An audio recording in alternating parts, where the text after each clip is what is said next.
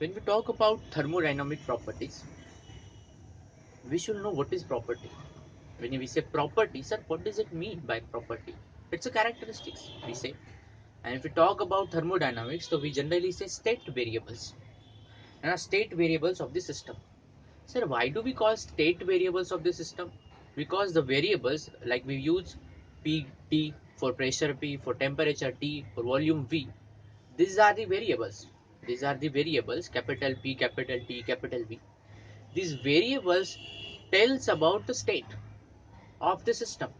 So that is why we call state variables. Means what? Change in state, that is process. So change in temperature, change in volume, change in pressure. So P, T, in the change in P or change in T tells you about the property. So property is the state variables of the system, or the simply the basic meaning is characteristics of the system. So when we talk about thermodynamic properties, there are two types of properties. One which is intensive, one which is intensive and extensive. Intrinsic, extrinsic, also called as this properties. We call sometimes the intrinsic or extrinsic properties.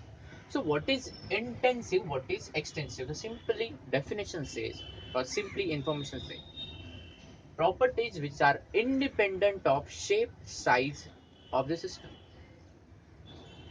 Properties which are independent. To remember, I would always say this in shows you independent.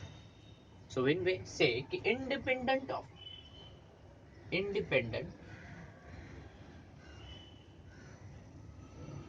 independent of shape, size, we can say mass, these things.